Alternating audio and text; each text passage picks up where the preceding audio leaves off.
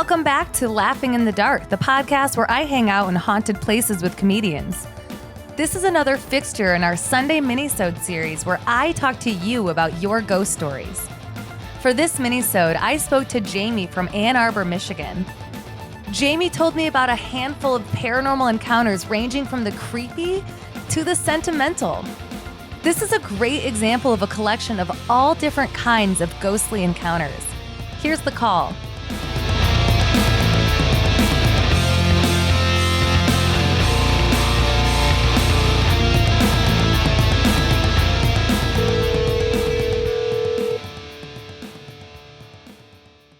Hello? Hi, is this Jamie? Yeah. Hi, how are you? This is Sarah Jones calling from Laughing in the Dark. Hey, Sarah. I'm doing fine. I'm tired, but how are you? I'm good. I'm actually kind of tired too. Isn't it like, are you in Michigan right now? Is it 3 p.m. there?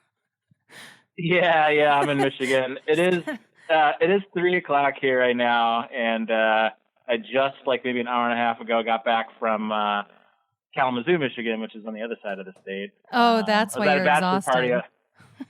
Yeah, I was at a bachelor party all weekend, and it was a lot of weekend shenanigans and cooking, drinking. So I mean, that's fun, Sunday is though. recovery day. Yeah. It was a good time. I've been there. All right, so you have a ghost story to tell me, is that right? I have quite a few, so it depends how much time you have. Well, I mean, all right, let's see. I don't know what you sent into my manager. Like, I don't know any of your stories. So it's like, Why don't we start out with like mid-grade and we'll kind of we could probably tell a couple, at least, I bet we could get 3 stories in. So if you can think of like in order to tell them in, that makes it. Some of them are kind of linked to one another. Okay. So that's why I kind of wanted to tell everything from start to finish, but I won't take too long telling it. You're fine. Yeah, you're totally fine. I'll start it with my grandfather. This is where the story starts. My grandfather was born in like the late 1800s, if you can believe that. He was born in 1898. He fought in the First World War. He was injured in the First World War, taken as a prisoner of war, surrendered by the Germans, whatever. While he was recovering after his injuries in the First World War, he went back to his home in Scotland. That's where he was from. That's where he was born. Sometime during his recovery, I'm not sure if it was towards the end of the war itself or just beyond the war, it was probably middle of the day. Sun was shining, probably a post-lunch like walk or something. He decides to go for a walk in the town that he was recovering in. It was a leg injury, so he moved slowly and needed to start working that leg. Went to a park. It was at the top of this giant hill. I don't know what city it was in Scotland, and I don't know the name of the park because it is a hand-me-down story. But he was at this park, got to the top of the big hill at this park, decided to take a rest on the bench. He doesn't know if he fell asleep or what when it comes to this story. After about sitting on the bench for about 10 minutes, the skies start turning, grayish black, something like a really nasty storm is rolling in. Keep in mind, as he was in the park, like I said, sun was shining. There was like virtually no clouds in the sky. So he gets to this park, and within 10 minutes of sitting on that bench, the skies start going gray, and eventually almost to like a black, not fully black, but like grayish black, if you know what I mean. Yeah. No rain or anything like that ends up coming, but what does happen is it turns almost to like the black of night. He doesn't know what's going on. He hears a bunch of commotion at the bottom of this hill. He can't see over the hill because I guess it's just the way it was positioned. You can't see what's on the bottom of it. Here's a bunch of commotion on one side. Here's a bunch of commotion on another side of the hill, as well as the hill behind him. What he hear it from straight ahead of him, but all the other sides he hears it. Out of the left side of his eye, he sees people start marching up the hill. Yeah, Okay. People dressed in traditional Scottish clothing, the kilts, and they have these like wraps that go around them, whatever. They were also holding banners, like medieval banners that families used to carry, or I guess I should say armies used to carry that would have a family crest Yeah. Sees that, super confused, doesn't know what's going on, hears and sees the same thing coming out of the right side of the hill. Okay? More people dressed in old Scottish clothing marching up the hill with banners. Okay? So he hears it again from behind him, looks behind him, sees the same thing. Doesn't get a good look at anyone, just sees old clothing and old banners. As he sees the people marching up behind him and he gets close enough, and when they get close enough to start actually seeing faces, they all disappear and he wakes up on the bench and it's back to the beautiful day. Whoa. This confused him. He didn't know if he was sleeping or napping because he doesn't remember falling asleep. But he can't make out details of their faces, so he doesn't know if it was real. So he doesn't really shrug it off, but he kind of ends up just leaving the park. I think that whole process was probably like 30 minutes long, or it was 30 minutes later from what he remembers from falling asleep or experiencing this to the actual time it was to when it was over. So probably a couple days down the line, still in that same town, he decides to go to the library there. He knows, I think he was a librarian, or somebody working in the town's library. Mm-hmm. Wants to check out some books on some old Scottish family clan banners from the medieval times. And his friend says, like, sure, here's where they are. What are you looking for? And he's like, well, I'm looking for these logos or something. The logos he saw on the banners. And he goes, why?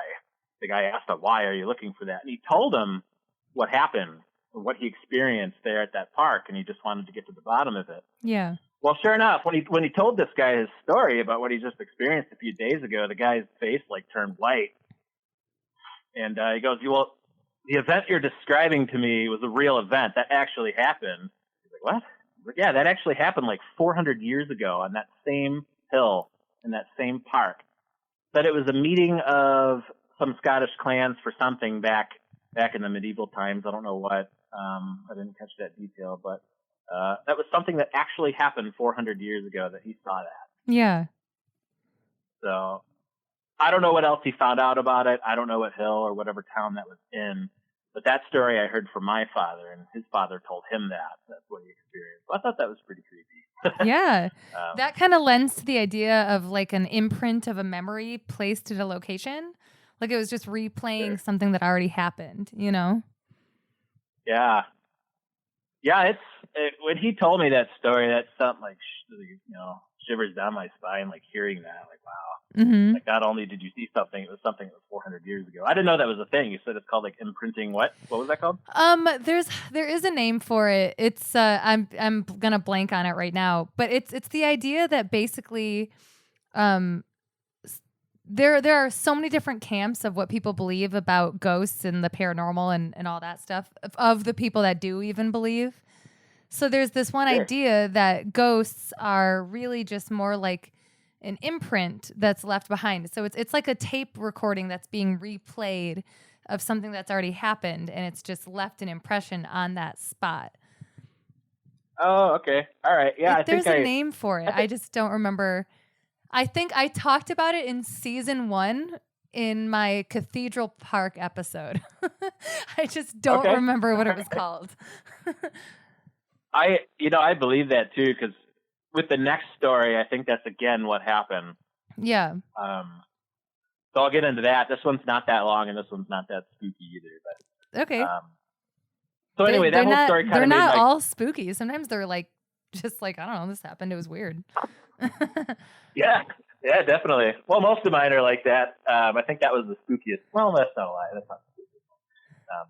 Well, anyway, so that event kind of caused my grandfather to be kind of a spiritual person. He got more after the war, and his job was more into the arts and stuff like that. I don't know if that was that event specifically triggered that, but so anyway, down the line, my grandfather immigrated to the U.S. sometime in the early 30s, and he had my father. He was born in 1936. My dad immigrated here with his other son that was born in Scotland. Well, anyway, here's a story about my father now. When he was a kid, probably around 1937 sometime, he was between the ages of 1 or 2. he specifically remembers this event happening. And it wasn't just like, some false memory, a kid decides to make up. He says he can see this clearly in his mind all the way up until his 80s. He remembers this. He was crying, as babies do. And Sure. his father picked him up to, get him to stop crying. You know how parents like grab their babies and they kind of do that like bouncing, turning, circling thing, talking subtly to their children to try to calm them down and get them to stop crying. Well, that's what he was doing with my father. And my father clearly remembers it was probably sometime in the evening. I don't know what time, but it was dark outside. And as he was doing that, he clearly remembers seeing the strangest thing looking into his window in Detroit. He lived in what was called then a 4-family flat. I guess it was a giant apartment building that was one story that had 4 different families living in it. Mm-hmm. Outside of his window, he clearly remembers seeing, and this is going to sound silly, a small person dressed as like a leprechaun from like the 1800s. And I know that sounds dumb, but no, it would scare the shit shit out of me. Yeah, it did to him too, and I think that's why he remembered it. Wait, for 80 so years this of his is life. literally Leprechaun in the Hood. Yeah, yeah, it really is. That's the best. Leprechaun in the Hood 2 is like one of my favorite movies ever for Halloween. I'll have to watch that. It's so good. It's like, no, it's not. It's really corny, but it's great. So it's like one of those things that's so bad that it's good. Yeah, you just have to see it. You'll be like, yeah, this makes sense. That's one of her favorite movies. It's just really bizarre. It's very good. Hey, I'll check it out. I like bizarre movies. Was it? What is it? There is a legend of something in Detroit like that, isn't there? I honestly don't know, but if there is, I can 100% believe it. So he saw this little 100%. leprechaun type. Yep. I said the dumbest thing on an episode recently that I was like, yeah, it's like the Jersey Devil of Detroit. And someone was like, that's in New Jersey. But it's something like that. It's like the Detroit Devil or something. But it's like a little guy. Later. That's what it was. So he said it was probably a guy in his 40s, but small, somewhere in between like, you've seen Lord of the Rings, like a hobbit, you know what I mean? Of course. Yeah. It was like that. He said he was wearing clothing, like Irish clothing from the 1800s. Obviously, it wasn't like a leprechaun, but I guess people from Ireland in the 1800s, the way they dressed, they made them look like leprechauns. Like the big tall hat with the curly edge brims on it. Yeah. And like the specific coat he was wearing. And what he said this thing did, it walked up to his window, and he saw it in the window peering into his apartment, or flat, as they called it.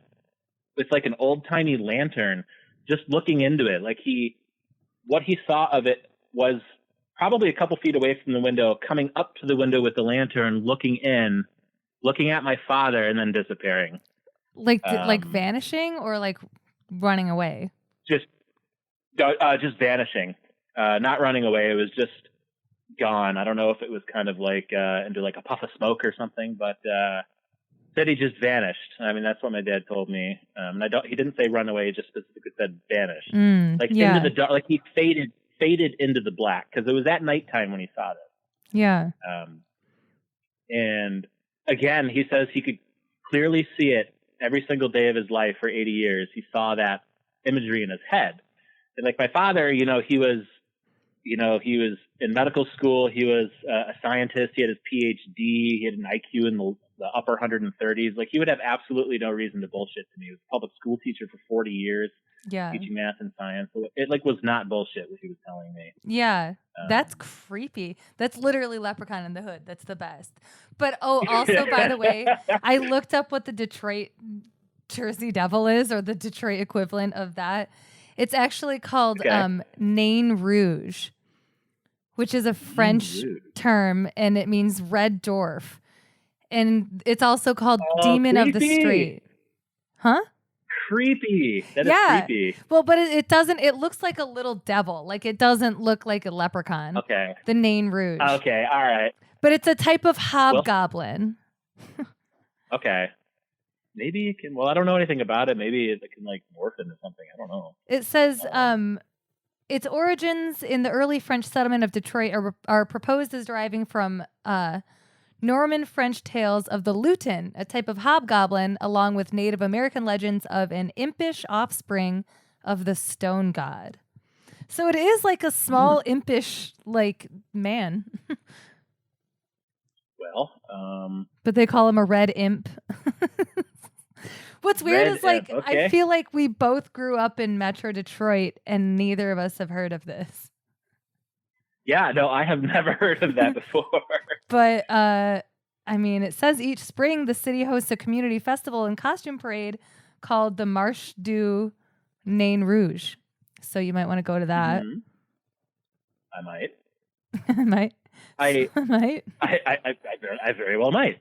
Well, I mean, like, as you know, Detroit has a lot of, or at least it used to. I don't know how much you know about the history. It used to have a lot of Irish immigrants in it. Yeah. Corktown. So I don't. Yeah. Oh, yeah. Exactly. Corktown. So I don't know if this was, as you were saying earlier, like it in a memory imprinted on that area. Maybe that building, 80 years ago was something different, and the person peering into the window was like an immigrant from, like a small person immigrated from Ireland at one point that maybe died there or something. I don't know. Who knows? I have no idea. I'm gonna look into that. Yeah. So that was all he remembers. That was all he had to say about that. That's creepy. That's really creepy.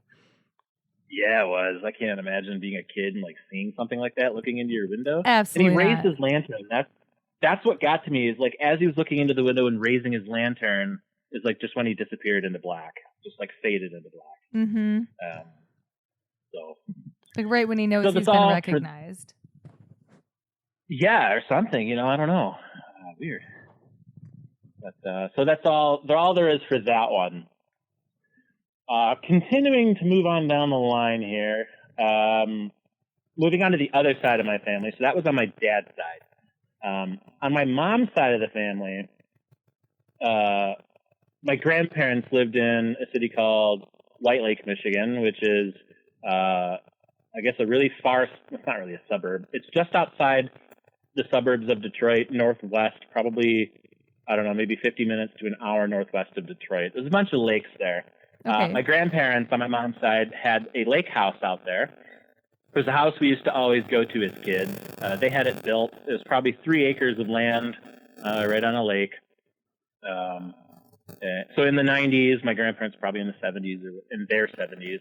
In the 90s, my entire family would go out there, go boating, have barbecues, whatever. We just spent the weekends out there in the summer. Well, in probably around 2000 and I'd say 2008, in the house, my grandmother died in one of the beds. I didn't know she died in the house. I just knew she died, but it was in one of the bedrooms in the house. So after that happened, and after the funeral wrapped up, I was probably, what did I say, 2008? So I was, I lied. It was actually probably 2006. Something else was 2008. It was 2006. So I was a junior in high school then, at Laster High School in Bloomfield Hills, which I'm sure you're aware. Mm-hmm. So we went to her funeral. Everything was all done. I thought she died in the hospital. Every time we'd go into that house, every single person in my family could feel something in that house, not necessarily like an apparition or a spirit or anything like that.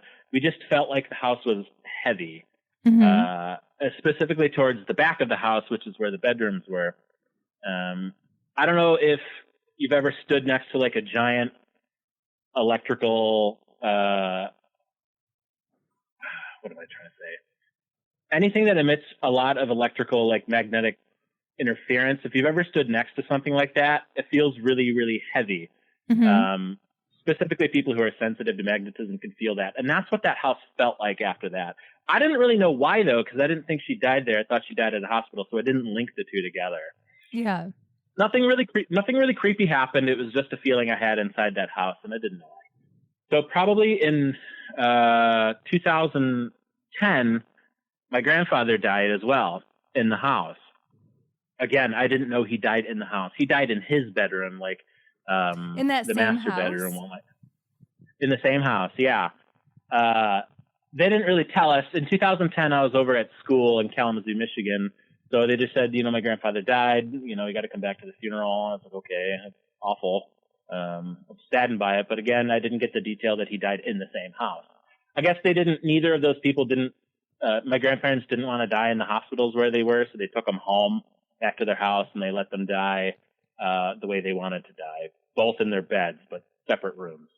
So after that happened, we spent that summer, that was in February, he passed away in 2010. We spent that summer cleaning out the house. It was a fairly big house. I don't know the square footage, but they had like stuff. They were world travelers, so they had like tons of stuff that collected from all over the world in there, unique artifacts or antique furniture that all the kids wanted or the grandkids were trying to divvy up. Well, before we got to that point when they were cleaning it out, my mom was at the house by herself. She would go after work to help clean it. She goes there probably around 6 p.m., wears her shoes inside the house, goes into the bedroom where my grandfather died, and I think she took a nap after work. She took her shoes off in this little chair that was next to the bed, just right in front of the chair, took them off. And she specifically remembers taking them off right there at that chair and leaving them there. So she spends the next couple hours cleaning the house, blah, blah, blah. Nothing weird happens. Getting ready to leave, probably around 9 or something. Goes back to grab her shoes from that chair, by the chair. They're gone. They're just missing. They're just not there anymore. She's the only one in the house. She was the only one that's been in that house. They're gone. She's super confused. So she spends the next 45 minutes looking for the shoes. Can't find them. She looks everywhere, every single place in that house, in every bedroom, in the basement, in the kitchen, in the living room, even outside. She thought maybe that she was delirious or something. I don't know. That she thought she took them off in the chair, but really she left them outside. No, they were nowhere to be gone. For all intents and purposes, they vanished from that house. Yeah. After about 45 minutes of searching, what a lot of people do when they're missing something is sometimes they go back to the same spots where they've already looked to look again, just to make sure. I do that when I miss my keys and lose them. 45 minutes goes by. They reappear in front of her chair. She doesn't see them reappear, but she goes back and checks again, and they're there in front of the chair. So she seems to think, she didn't really get creeped out about it because she knew it was her father watching after her. That's what she thought that it was, and it probably was. She loved her father very much. Her father loved her. And that he got upset that she wore her shoes in the house and took them off in his bedroom. So to punish her, she seems to think her father hid the shoes from her for 45 minutes. That's cute, though. Yeah. So look annoying, though, also. Tend to probably, but like I said, she wore her shoes inside his house, and he was kind of a stickler for that. He kept a pretty clean house, so yeah, I believe that. She's never really experienced anything before that. She was never a believer in anything before that, and as I was alluding to earlier, she has an IQ in like the 150. She was a public servant for a school district for 30 years or something. Very analytical type person. So before that, she never believed in any kind of spirits or anything beyond the grave. But after that, she most certainly did. And, I believe it too, just for the feelings that we would always get in that house, that heavy feeling that I never had before. Yeah. So I don't know. That's all she ever experienced there. Her sister would also go to the house on separate days and help clean as well. And she apparently she's definitely spiritual. Before that, she would talk about, her being able to see spirits, and she was into holistic medicine for a long time. So she was in touch with that section of the world. So her sister said there was definitely something going on in that house as well. And it was definitely her parents. So whether or not I believe her, I don't know. She's kind of an interesting woman, but I definitely believe my mom. Yeah. So that's all for that one. Nothing else exciting there. Moving on down the road. Well, I have to back up actually a little bit. So in high school, probably around 2006, we're going back to my dad. 2006, my dad and I, just for fun, would watch a show called Ghost Hunters. Have you ever seen that one or heard of that one? Oh, yeah. I've heard all about them. Well, we enjoyed watching it together. 2006, I was in high school. He had just freshly retired from working. We would just watch it together for fun. We didn't really buy into what they were selling us on that program, but there was a couple instances on that show where neither the show couldn't explain what they saw captured on video, and we couldn't really find a logical explanation for it either. So because of that, we used to always watch that show and shift through the BS of it to try to find like little gems in that program like that. But mostly we just made fun of it. Right. My dad and I used to do stuff like that too, like MST3K to things. Okay. Yeah. Yep, definitely. Yeah, it's a fun pastime to do with the parents. Totally. So even though my dad had that Leprechaun experience, Leprechaun in the Hood too, experience in Detroit, lucky man. He still didn't really. That's right. He still didn't really believe in anything.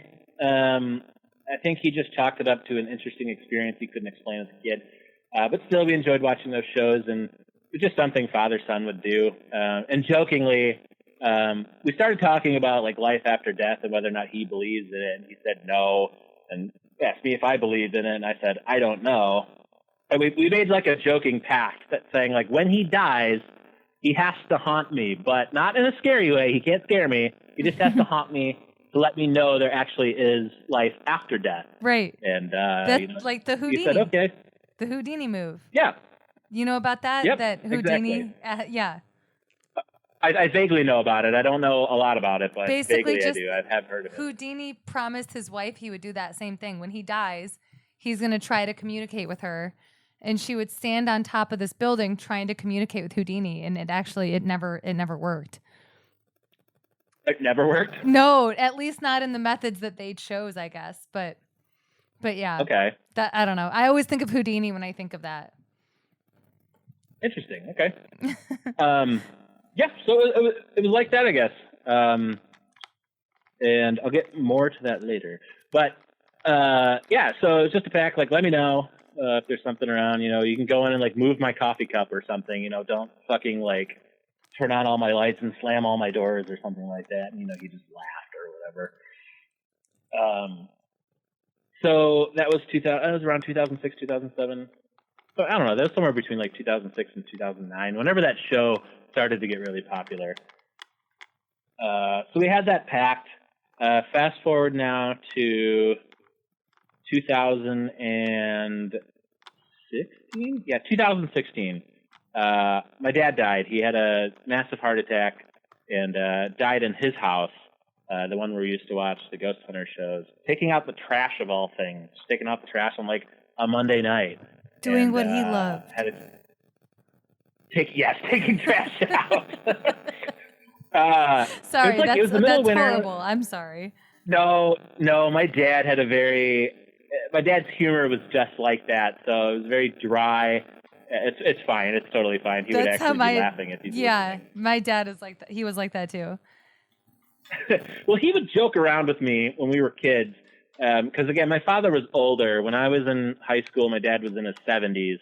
So most kids, their parents were in their like late 40s or whatever. But my dad was in his 70s, so he would always guilt trip me into shoveling the driveway, raking the leaves, and be like, if I do that at my age, I'd probably have a heart attack and die. And I was like, yeah, okay.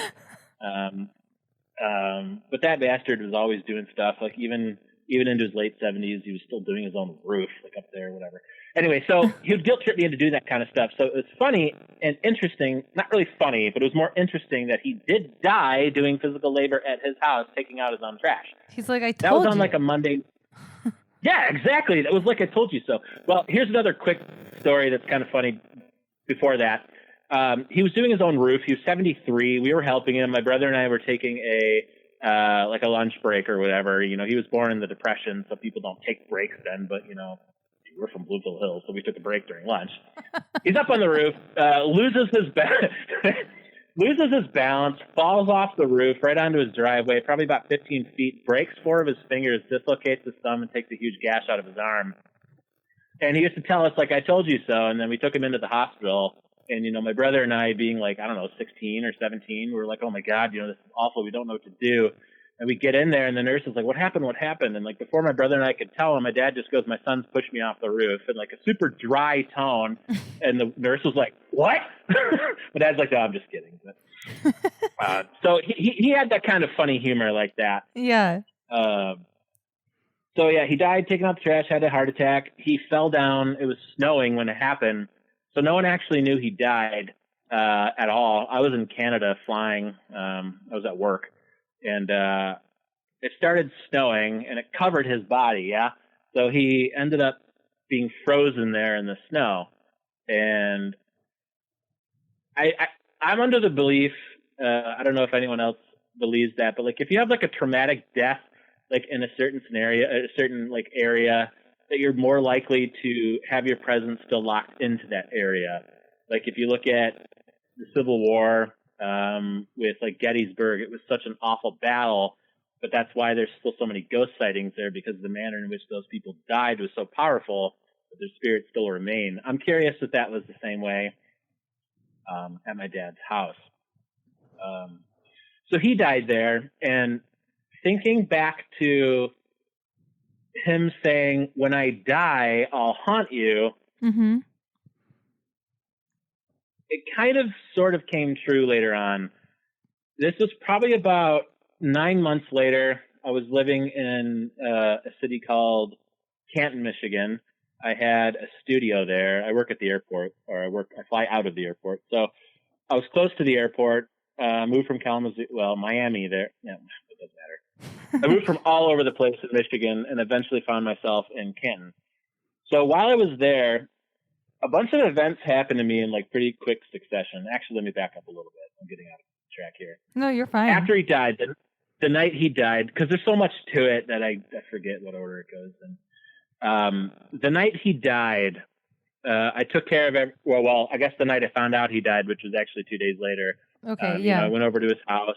The police were there. They had to recover his body out of the snow. It was frozen and all that. Who found out? Well, so he is, it's going to sound weird. He was in a bagpipe band. He started his own bagpipe band in the 1980s. Cute. Yep. So he was like the leader of this band, and there's probably about 20 people in it. They rehearsed on Tuesday nights in the city of Detroit.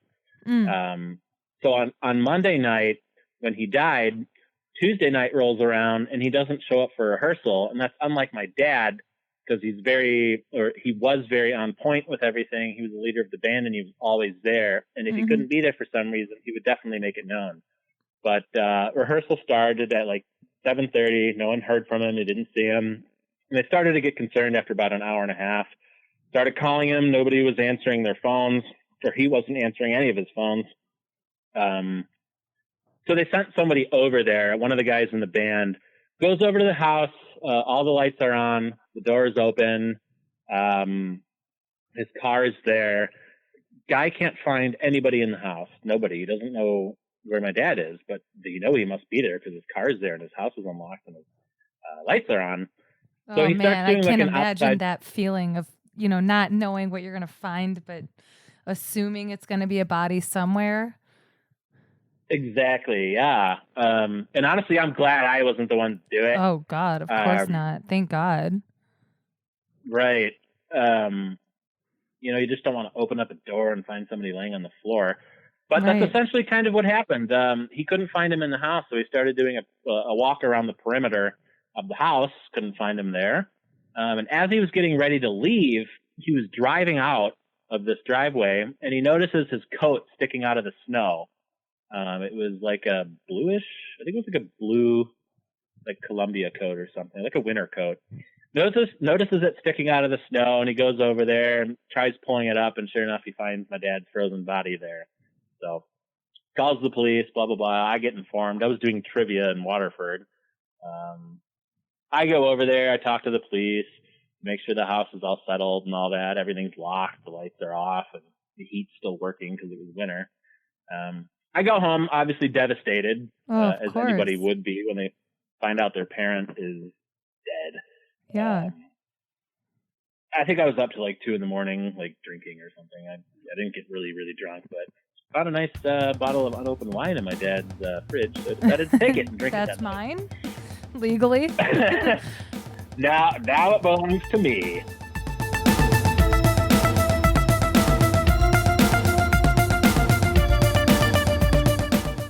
Thanks for your call, Jamie. It was so great talking with you. Do you have a ghost story that you want to tell on Laughing in the Dark? Email us at litdarkpodcast@gmail.com or write to us in our Contact Us form on our website, litdarkpodcast.com. We may want to feature you on the show. As always, thanks so much for listening.